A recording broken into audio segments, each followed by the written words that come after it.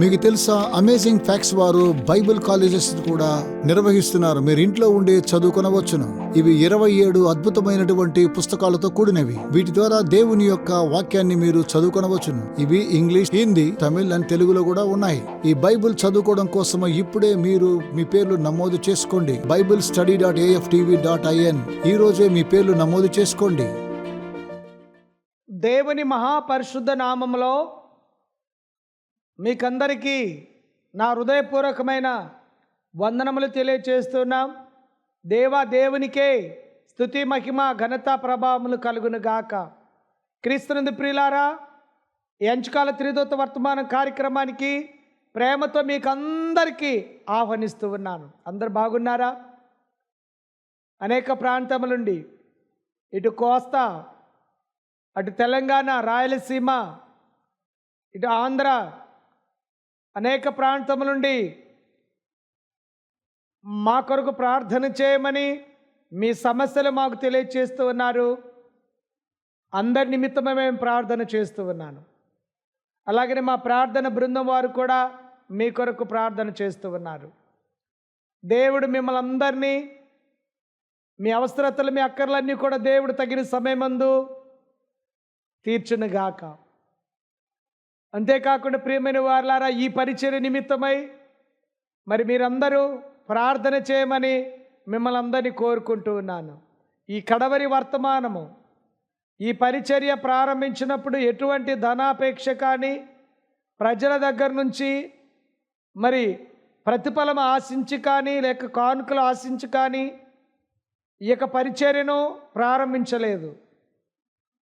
దేవుని యొక్క మహాకృప, ఈ కడవరి వర్తమానము, ఈ చివరి అంచకాల వర్తమానము ఈ భూనివాసులందరికీ కూడా తెలియపరచబడాలి. ప్రతి జనమునకును, ప్రతి వంశమునకును, ఆయా భాషలు మాట్లాడే వారికి కూడా ప్రకటించాలి. ఆయా భాషలలో ఒక భాష మన తెలుగు భాష. ప్రపంచంలో అనేక భాషలు ఉన్నాయి, కానీ మన తెలుగు నాట ప్రజలందరూ కూడా ఈ యొక్క కడవరి వర్తమానమును అందించాలని, అలాగనే మా బంజారా ప్రజలకు భాషలో కూడా ఈ వర్తమానమును అందించబడుతుంది. అలాగే మరి ఇంగ్లీష్ రాని వారికి కూడా మనం తెలుగు చెప్తున్నప్పుడు ఇంగ్లీష్లో కూడా తర్జుమా చేయటానికి దేవుడు కృప చూపుతూ ఉన్నాడు. అనేకమైన మరి వీడియోస్ మా యొక్క YouTube channel the light of prophecy India అనే మాకు యూట్యూబ్ ఛానల్ మీరు సబ్స్క్రైబ్ చేసుకోండి. తప్పకుండా మీరు మీ ఇంట్లో ఉన్నప్పుడు ఈ యొక్క కార్యక్రమాన్ని టీవీలో చూస్తారు, కానీ మీరు ఆ సమయంలో ఇంట్లో లేని సమయమున కూడా ఈ ప్రోగ్రాం మిస్ కాకుండా ఉండాలంటే, వర్తమానం మీరు తప్పిపోకుండా ఉండాలి అంటే దీన్ని మేము మా యూట్యూబ్ ఛానల్లో అప్లోడ్ చేస్తాము. తర్వాత మీరు అక్కడ చూడొచ్చు. ఒక అంశభాగాన్ని నిర్బంధించబడిన దుష్టుడు అనేక అంశభాగాన్ని గడిచిన 17 వారాలు నుండి ఒక అంశభాగం నుంచి మాట్లాడుతున్నాం. ఇంకొక 2-3 అంశభాగంలో ఇంకా 2-3 వారాలు అయితే అయిపోతాయి. మరొక నూతన అంశభాగంలో మనం రాబోతూ ఉన్నాం. అవును ప్రియమైన దేవుని బిడ్డలారా, ఇది పరిశుద్ధాత్మ దేవుడు మాత్రమే మాట్లాడగలడు, కొనసాగించగలడు. నీలో, నాలో, మనందరిలో పనిచేస్తుంది ఆ పరిశుద్ధాత్మ. కనుక దేవునికి పరిశుద్ధాత్మ సహాయం కోరుకుంటూ ముందునకు వాక్యంలో వెళ్ళముంచిన ప్రార్థన చేసుకుందాం. అందరు కళ్ళు మూసుకొని తలలోంచండి. ఆకాశమును, భూమిని, సముద్రమును, జలధారలను కలుగ చేసిన సృష్టికర్తమైన మా ప్రియాపరులకు తండ్రి, ఈ అంచుకాల త్రిదూత వర్తమానము ద్వారా అనేకమైన ప్రాంతములలో, నేను వెళ్ళని అనేకమైన ప్రదేశములలో ఈ వర్తమానమును చూస్తూ ఉన్నారు, వింటూ ఉన్నారు. నాయన, వారందరికీ మారు మనసును, పశ్చాత్తాపమే మీరు దయచేయి ప్రభువా. దేవా, ఈ కార్యక్రమం షూటింగ్, ఎడిటింగ్, టెలికాస్ట్ చేస్తున్న బిడ్డలను, దాతలను దీవించండి. నిలబడి ఉన్న నేను వట్టివాడిని, మట్టివాడిని, నా నోరు మీ బోరగా మీరు వాడుకొని మీరు మాట్లాడి మాయం పొందుకోమని యేసుక్రీస్తు దివ్యనామములో ప్రార్థించి వేడుకుంటున్నాం తండ్రి, ఆమేన్. అవును క్రీస్తునందు ప్రియులారా, దేవుని యొక్క మహాకృప ఈరోజు నేను మీ ముందు నిలబడి ఉన్నానంటే ఆయన కృప. అవునండి, దేవుడు నన్ను మరణకరమైన పరిస్థితుల నుంచి కూడా నన్ను బ్రతికించి బాగు చేసి మీ ముందు నిలబెట్టాడు. అవును, నాకు చదువు లేదు, అయినా కూడా దేవుడు ఈ రోజున తెలుగు వారితో తెలుగు, లంబాడి బంజారా వారితో బంజారా, హిందీ వారితో హిందీ, ఉర్దూ వారితో ఉర్దూ, కన్నడ వారితో కన్నడ, ఇంగ్లీష్ వారితో ఇంగ్లీషు, తమిళ్ వారితో తమిళ్, ఈ రీతిగా అనేకమైన భాషలు మాట్లాడటానికి దేవుడు కృప చూపినాడంటే అది ఆయన దయే. అవునండి, నేనేమై ఉన్నానో అపోస్తలుడైన పౌలు అంటాడు పత్రికలో రాస్తూ, నేను ఏమై ఉన్నానో అది ఆయన కృపై ఉన్నాను. ఆయన కృపే కనుక ఆయన కృపను తలిస్తూ, ఆయన్ని స్మరిస్తూ, ఆ దేవుని మనం ఘనపరుస్తూ, దేవుడిచ్చిన ఆయుష్ని, ఆరోగ్యాన్ని, సమయాన్ని, ధనాన్ని ఆయన కొరకు మనం వాడితే, ఆయన కొరకు మనం ఉపయోగిస్తే, పరలోకములో మన కొరకు ఆయన 100,000 రెట్లు ఎక్కువ మన కొరకు ఆయన మరి సిద్ధపరుస్తూ ఉన్నాడు. అవును ప్రియమైన వారలారా, ఇదిగో మనం ఇప్పుడు ధ్యానం చేయబోతున్న అంశభాగము నిర్బంధించబడిన దుష్టుడు. ఎంతకాలము సాతానుడు ఎంతకాలము వాడు బంధించబడతాడు? చెరసాల 1000 సంవత్సరములు, మిలినియం 1000 సంవత్సరములు. అవును క్రీస్తునందు ప్రియులారా, దేవుని యొక్క రాకడ ఏ రోజు వస్తుందో మనకెవరికి తెలియదు, పరమ తండ్రికి తప్ప. కానీ ఆయన గుర్తులు చెప్పాడే, కొన్ని సూచనలు గుర్తులు చెప్పాడే, దాన్ని బట్టి ఆయన రాకడ బహు సమీపముగా ఉన్నదని మాత్రము మనం ఎరగలుగుతాం, తెలుసుకోగలుగుతాం. ఆయన రాకడలో చెప్పిన గుర్తులన్నీ కూడా జరుగుతున్నాయి, చాలా వరకు జరిగినాయి, ఇంకా కొద్ది మాత్రమే జరుగుతాయి. అంతేకాకుండా ఈ కడవరి కాలములలో, ఈ అంచె దినములలో దానియేలు ప్రకటన గ్రంథాన్ని చదివి దాన్ని అర్థము చేసుకొని దానిని గురించి మాట్లాడి ప్రకటిస్తారు. కడవరి కాలములలో ఈ రోజున ఈ ప్రవచన వర్తమానములు ఏదైతే ఉన్నాయో మనమంతా కూడా మన ప్రకటన గ్రంథం నుంచే మనం ధ్యానం చేస్తూ ఉన్నాము. అనేక విషయాలు ఈ 1000 ఏండ్ల పరిపాలన గురించి కానీ, లేక దుష్టుడైన సాతానుడు 1000 సంవత్సరాలు బంధించబడటం కానీ, ఇవన్నీ కూడా మన ప్రకటన గ్రంథంలో చూస్తాం. కానీ ఈ రోజున దాని ప్రకటన గ్రంథం జోలి చాలామంది వెళ్ళట్లా. స్వస్థతల వైపు, ఆశీర్వాదాల వైపు, దీవెనల వైపు కుప్పల తెప్పలుగా పరిగెడుతున్నారే కానీ దేవుని యొక్క సత్యవాక్యము, ప్రవచన సారము, ప్రవచన గ్రంథాల యొక్క పాఠాల వైపు వెళ్ళేవారు వేలలో లెక్క పెట్టవచ్చు, అంతే వెళుతున్నారు. కానీ అటు చూస్తే లక్షల మంది, లక్షల మంది పరిగెడుతున్నారు ఆశీర్వాదాల కొరకు.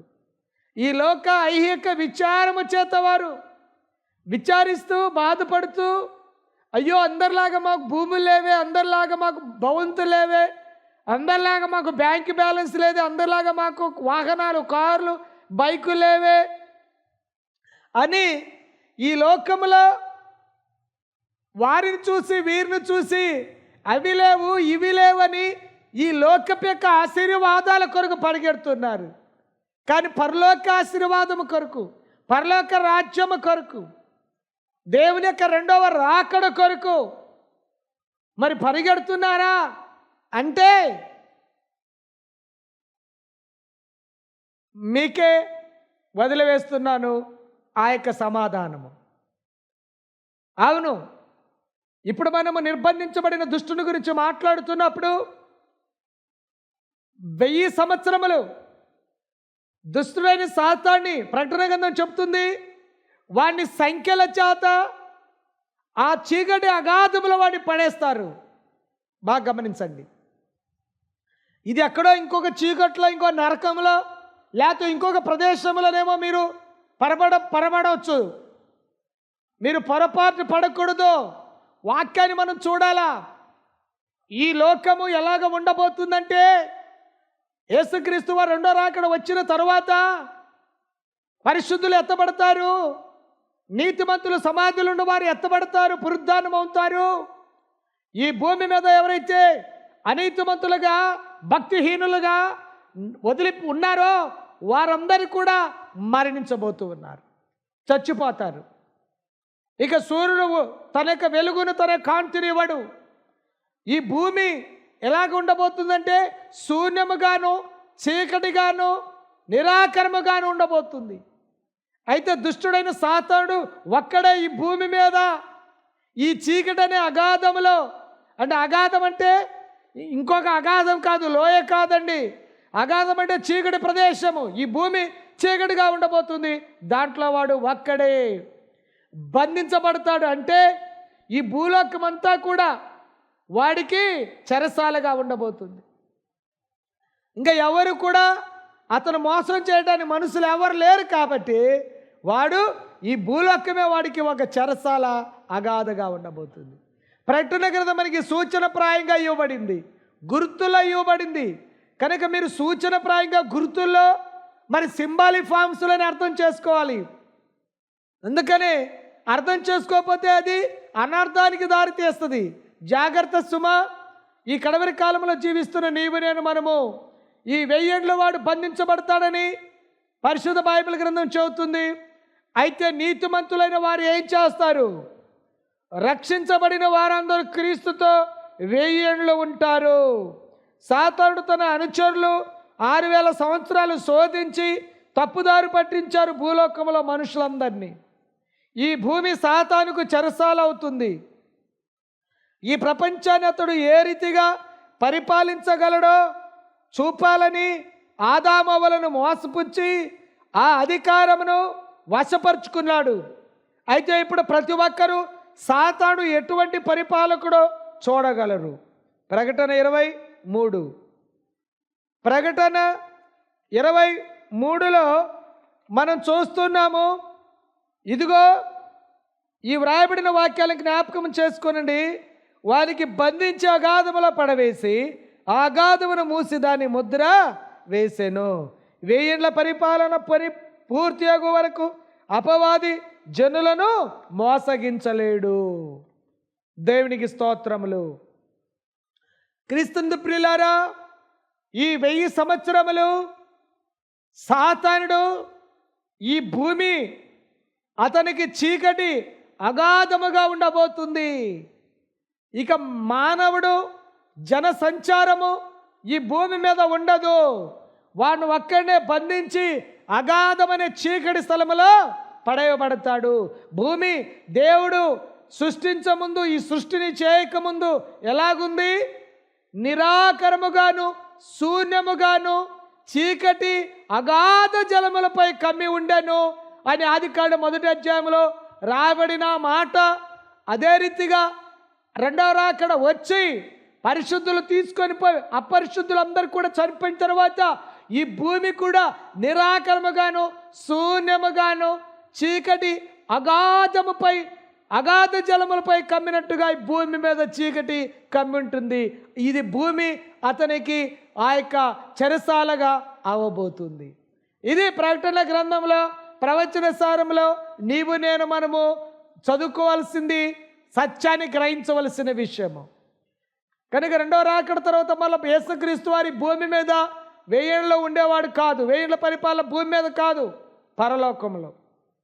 ఈ అవ్వాద మొదలుకొని ఇప్పుడు దాకా సాతానుడు అబద్ధము చేత, మోసము చేత, దేవుని పోలికలో చేయబడిన అవాదములను మోసము చేసి దేవుడు చేసిన ఈ యొక్క లోకాన్ని సాతానుడు తన హస్తగస్తాన్ని చేసుకున్నాడు.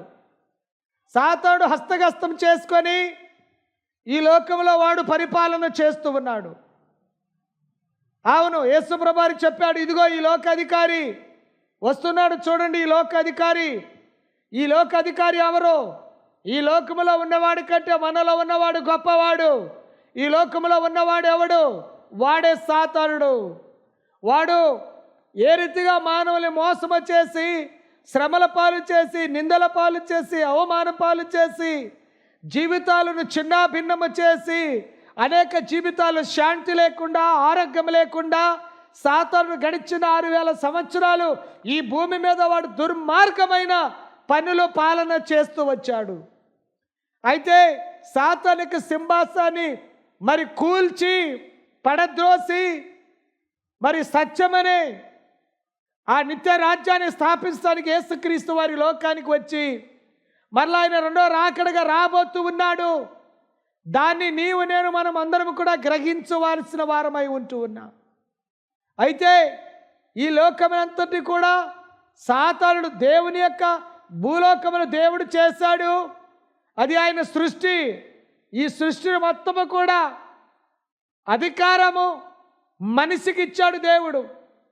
ఈ లోకమంతా చేసిన తర్వాత దేవుడు ఆదాముకు చెప్పాడు, ఇదిగో ఈ భూమిని నీ చేతులకు ఇస్తున్నాను, నువ్వు దీన్ని పరిపాలన చేయాలా, దీన్ని నువ్వు సేద్యపరచాలా, నువ్వు దీన్ని కాపల కాయాలా అని దేవుడు ఈ యొక్క లోకమునకు మనిషికి ఇస్తే, ఆ మనిషి చేతిలో ఉన్న ఈ భూలోకమంతా కూడా సాతానుడు తన వశాన్ని తీసుకున్నాడు. అబద్ధము చెప్పి మోసము చేసి నువ్వు దేవుడి కంటే గొప్పవాడైపోతావు, ఎక్కడ లేని తెలివి జ్ఞానం నీకు వచ్చేస్తుంది, నువ్వు దేవదూతలుగా దేవుడి కంటే గొప్పవాడైపోతావని మోసము చేసి దేవుడు ఏదైతే తను ఆజ్ఞాపించాడో తన నీతి ధర్మశాస్త్రాన్ని, 10 ఆజ్ఞలను దేవుడు నీతి ధర్మశాస్త్రము, దేవుని యొక్క యెహోవా ధర్మశాస్త్రం అని చెప్పబడుతుంది. 10 ఆజ్ఞలను దేవుని యొక్క ధర్మశాస్త్రాన్ని సాతానుడు పరలోకములో ధిక్కరించాడు, తిరుగుబాటు చేశాడు. దేవుని యొక్క 10 ఆజ్ఞలను, దేవుని యొక్క నీతి ధర్మశాస్త్రాన్ని పరలోకములో ధిక్కరించి వాడి భూమి మీదకి త్రోసివేయబడ్డాడు ఈ రీతిగా. కానీ త్రోసివేయబడ్డ ఇతను ఏం చేశాడు? తిరిగి దేవుని యొక్క ధర్మశాస్త్రాన్ని ధిక్కరించేవాడిగా, తిరుగుబాటు చేసే మనిషిగా వాడు మోసము చేసి మనుషులందరినీ కూడా ఇదిగో పాపములో, దేవుని యొక్క ఆజ్ఞ అతిక్రమములో నెట్టివేశాడండి. తిరిగి యేసుక్రీస్తు ద్వారా ఆజ్ఞ అతిక్రమమే పాపము కనుక, పాపాన్ని వచ్చు జీవితం మరణము కనుక, ఆ మరణము నుండి, ఆ మరణ శిక్ష నుండి నిన్ను నన్ను తప్పించటానికి యేసుక్రీస్తు వారు నీ కొరకు నా కొరకు లోకానికి వచ్చి మరణించాడు. ఎవడైనా నా మాట విని నన్ను పంపిన వాని యందు విశ్వసించినడలా వాడు నిత్య జీవము గలవాడు. వాడు మరణములో నుండి, చీకటిలో నుండి జీవములోనికి, వెలుగులోనికి దాటి ఉన్నాడు. అవును, మనమందరము ఒక రోజున ఆ స్థితిలో ఉన్నవారమే. దేవుడు తన మహాదయను బట్టి, తన మహాప్రేమను బట్టి ఇదిగో నిన్ను నన్ను మనల్ని బయటికి తీశాడు. ఇంకా అనేకమైన ప్రజలు ఇంకా చీకట్లో మగ్గుతున్నారు, సాతాను యొక్క బందికానులు బంధించబడి ఉన్నారు. ఇంకా అనేకమైన ప్రజలు సాతాను యొక్క పాపమనే ఊపిలో ఇంకా కురుక్కుపోయి ఉన్నారు. వారిని కూడా అగ్నిలో నుంచి కొందరిని లాగినట్టుగా ఇదిగో ఆ లాగే బాధ్యత, ఆ తీసే బాధ్యత దేవుడు నీకు నాకు మనకిచ్చాడు. మనం ఇప్పుడు ఆ పని చేయాలి. పని చేస్తూ ఉన్నాం, ఇంకా పనిని మనం ముందుకు కొనసాగించాలి. అవును, మరల దేవుడు ఈ చెడిపోయిన భూమిని, ఈ చెడిపోయిన లోకాన్ని, పాడైపోయిన మానవుని యొక్క హృదయాలను తిరిగి ఆయన పునర్నిర్మించబోతూ ఉన్నాడు. మరలా కొత్త ఆకాశం, కొత్త భూమి చేయబోతూ ఉన్నాడు. మరలా నూతన యెరూషలేమును, మరలా మన కొరకు పరలోక నూతన యెరూషలేము, పరలోక పట్టణాన్ని, పరలోక రాజ్యముని ఆయన భూమిని తీసుకురాబోతూ ఉన్నాడు. ఆ రాజ్యంలో ఆకలి దప్పులు ఉండదు, కరువులు ఉండవు, మరణములు ఉండవు, వ్యాధి బాధలు ఉండవు. ఆ రాజ్యంలో చిన్న పెద్ద హెచ్చుతగులు తేడా ఉండదు. ఆ రాజ్యంలో మనము దేవునితో మనం ఎలాగ జీవించాలో, ఎలాగ ఉండాలో అది మాత్రమే నేర్పుతుంది. అది మాత్రమే మనల్ని చూపిస్తుంది. మనమందరము కూడా అక్కడ సమానంగా ఉండబోతున్నాం. అక్కడ కులాలు, మతాలు, జాతులు, ప్రాంతాలు ఏముండదు. అక్కడంతా నీతి, న్యాయము ఆయన రాజ్యములో సాగుతుంది. అయితే ఆయన రాజ్యములో వెళ్ళాలి అంటే ఆయన బిడ్డలముగా, ఆయన పిల్లలముగా మారు మనసు పొంది యేసుక్రీస్తు వారు నడిచిన ఆయన అడుగు జాడల్లో మనము నడవాలి. నేనే మార్గం అన్నా యేసుక్రీస్తు వారి ఆయన మార్గాన్ని మనం అవలంబించాలి. ఆయన రాజ్యాన్ని మనం వెతకాలి. ఆయన 10 ఆజ్ఞలకు విధేయతలోకి మనం రావాలి. సృష్టికర్త ఆరాధనలోకి మనం నడిపించబడాలి. దేవుని యొక్క ధర్మశాస్త్రాన్ని ప్రేమించు వారిగా మనం ఉండాలి. దాని దివారాత్రులు ధ్యానించు వారిగా మనం ఉండాలి. ఆ రాజ్యమును వెళ్ళటానికే దేవుడు నిన్ను నన్ను మనల్ని పిలిచాడండి. అయితే ఇక్కడ మనం చూస్తూ ఉన్నాం, ఆ యొక్క ప్రకటన గ్రంథంలో ఏదైతే చెప్పబడుతుందో ఆ సాతాను యొక్క మోసముల నుండి మనమందరం కూడా ఏ రీతిగా బయటపడాలో ఈ యొక్క ప్రవచన సారమును మనం చెప్తుంటుండగా మనం అందరం బయట రావాలి. ఆయన రెండో రాకడలో ఇంకా జరిగే కొన్ని సన్నివేశాలు, కొన్ని విషయాలు మనం ఇంకా చూద్దాం బైబిల్ నుండి, ఆయన వాక్యముల నుండి చూచినప్పుడు మనకి ఇంకా విశ్వాసం పెరుగుతుంది, నమ్మకం పెరుగుతుంది. అవునండి, అటు పిమ్మట కొంతకాలము వరకు అతడు విడవబడతాడు, సాతాను విడవబడతాడు.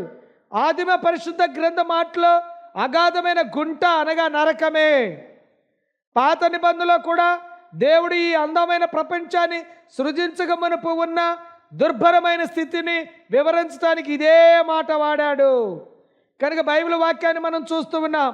ఇర్మియా 4:23లో ఇదే పదము ఇర్మియా గ్రంథములో రాయబడిను. నేను భూమిని చూడగా అది నిరాకరముగాను శూన్యముగాను ఉండెను, ఆకాశము తట్టు చూడగా అచ్చట వెలుగు లేకపోయాను. అవును, ఈ ప్రపంచమే ఒక నరకము లేక అగాధమైన గుంట, అది ఒక చీకటి స్థలము. ఇర్మియా ఈ సమయంలో భూమిని గురించి ఏమి చెబుతున్నాడో ఇప్పుడు మనం గమనిస్తే ఇర్మియా 4:24-25లో పర్వతములను చూడగా అవి కప్పించుచున్నవి, కొండలని కదులుచున్నవి. నేను చూడగా నరుడు ఒక్కడును లేకపోయాను, ఆకాశ పక్షులని ఎగిరిపోయాను. నరుడు ఒక్కడైన లేడని చెప్పబడుట నీవు గమనించగలవు. ఇర్మియా మరలా ఇలాగంటూ ఉన్నాడు, నేను చూడగా ఫలవంతమైన భూమి ఎడారి ఆయను, మరియు అందులోనే పట్టణములన్నీ యెహోవా కోపాగ్నికి నిలవలేక ఆయన ఎదుట ఉండకుండా పడగొట్టబడెను. చూసారా ప్రియమైన వారులారా, దేవుని యొక్క రెండవ రాకడ జరిగి సమయంలో ఈ భూమి ఏ రీతిగా ఉండబోతుంది అని మనం చూస్తున్నాం. చాలామంది అంటారు, దేవుడు నరకములో మనము యుగ యుగాలు కాలుతూ ఉండాలా, దేవుడు బాధ పెడుతుండాలా అని చెప్తూ ఉన్నారు. కాదండి, దేవుడు ప్రేమ గలవాడు, దేవుడు దయామయుడు, దేవుడు కఠినుడు కాదండి. ఇక్కడ మన వాక్యాన్ని మనం చూస్తున్నాం. బైబిల్ ఆదిమ గ్రంథ బైబిల్ వాక్యాన్ని చూసినా, ఇక్కడ మనం ఇర్మియా గ్రంథంలో చూసినాం, ఈ భూమి ఒక నరకముగా, ఒక అగాధముగా మారబోతుంది ఈ భూమి. అవును, అంటే ఈ భూమి మీదనే మానవునికి దేవుడు అగ్నిని పంపించి మరి మరణ శిక్ష విధించబోతూ ఉన్నాడు. అంతేగాని నువ్వు యుగాలు కాలుతూ, యుగాలు అరుస్తూ కేకలు పెడుతూ ఉంటే దేవుడు అది చూచి ఆనందించేవాడు కాదు. కనుక ఆయన నమ్మకపోయినా, ఆయన మాట వినకపోయినా ఆయన బిడ్డలే కనుక మరి ఆ యొక్క న్యాయాధిపతిని దేవుడు ఒకేసారి శిక్షిస్తాడు, కానీ యుగాలు శిక్షించడు. అవును, దేవుని యొక్క వాక్యము అనేకమైన మరి భాషల్లో ప్రచురించబడిన ఈ వాక్యము, ఈ యొక్క గ్రంథస్థములో మరి వాక్యాలను మనం అర్థం చేసుకోవాలి. ఈ భూమి మరి ఒక నరకముగా, అగ్ని గుండముగా, అంటే దేవుడు ఆకాశం అగ్నిని కురిపించి మరి అందరినీ కూడా సమూలముగా సాతానికి అనుచరులను, అంటే సాతాను చెడిపోయిన దేవదూతలను, మరి సాతాను వెంబడించిన మనుషులు, భక్తిహీనులైన వారిని అందరినీ కూడా దేవుడు సమూలంగా నిర్మూలన చేయబోతూ ఉన్నాడు. అంటే కట్టెకు నిప్పు పడినప్పుడు, కాల్చినప్పుడు కట్టె కాలేదాకా అగ్ని ఉంటుంది. కట్టె కాలిపోయిన తర్వాత ఇక అగ్ని ఉండదు, బూడిద అయిపోతుంది. మరి తర్వాత ఇంకేమీ మిగిలి ఉండదు. అలాగే మనము కూడా మానవులంటున్న వారు, దేవుని యొక్క మాట విననంటున్న వారు, దేవుని ఆజ్ఞను ధిక్కరించిన వారు కూడా అలాగే పరిస్థితి జరగబోతుంది. అయితే ఈ కడవరి కాలంలో జీవిస్తున్న దేవుని యొక్క ప్రజలంటున్న నీవు నేను మనము ఆయన మాట ఎంత సత్యమో, దేవుడు చెప్పిన ఒక్కొక్క మాటను కూడా మనం చూచినప్పుడు, మరి ఇర్మియా గ్రంథము కావచ్చు, ఇటు ప్రకటన గ్రంథంలో చెప్పబడిన మాటలు కావచ్చు, ఇవన్నీ కూడా మనం చూచినప్పుడు ఒక వాక్యాన్ని తీసుకొని మనము ఒక సిద్ధాంతాన్ని, ఒక నమ్మకాన్ని మనం సృష్టించలేము. అనేకమైన వాక్యాలను మనం దగ్గర తీసుకొచ్చి ఆ వాక్యాలను, భావాలను మనం చూచినప్పుడు, సొదొమ గొమొర్రా పట్టణాన్ని మరి పాపముతో నిండి ఉన్నప్పుడు ఆ యొక్క ఆకాశం నుంచి అగ్నిని కురిపించి సొదొమ గొమొర్రా పట్టణాన్ని ఏ రీతిగా సమూలంగా నాశనం గావించబడిందో, అలాగే ఈ భూమి మీదనే మనుషులందరూ కూడా మరి దేవుని యొక్క మరి ధిక్కరించిన వారు, దేవునికి అవిధేయులైన వారు ఎందరైతే ఉన్నారో, సాతానునికి అనుచరులు మనుషులందరూ కూడా దేవుని చేత, అగ్ని చేత సమూలంగా నాశనం గావించబడతారు. అంటే మరణము పొందుతారు. అయితే ఈ 1000 సంవత్సరాలు ఏదైతే ఉందో, ఈ 1000 సంవత్సరాలు శూన్యముగా గడుపుటకు ఒక భయంకరమైన స్థితిని నీవు నేను మనం చెప్పలేమా? దేవునిపై తిరుగుబాటు చేసినందువలన కలిగిన స్థితిని బట్టి గాఢంధకారములో ఒంటరిగా భూమిపై తిరుగుట తప్ప సాతానుడు అతని చెడ్డదూతలు చేయుటకు ఏ పని కూడా లేదు అని మనం చూస్తూ ఉన్నాం. 1000 కాలములలో జరగబోవు సంభవాలను ఒకసారి మనం చూచినప్పుడు, ప్రియమైన వారలారా, ఇదిగో దేవుడు తన ప్రజలను ఏ రీతిగా రక్షించగలడో, ఇప్పుడు నీవు నేను మనము కూడా అదే రీతిగా దేవుని చేత రక్షించబడాలని దేవుడు కోరుకుంటున్నాడు. చిన్న ప్రార్థన చేసుకుందాం. ప్రేమగల తండ్రి, వాక్యాన్ని మీరు దీవించి ఆశీర్వదించండి. విన్న బిడ్డలందరినీ కూడా ప్రభువా రక్షణ భాగ్యమును కలుగు చేయమని, మారు మనసును దయచేయమని క్రీస్తు బిడ్డ వేడుకుంటున్నాం తండ్రి. ఆమేన్.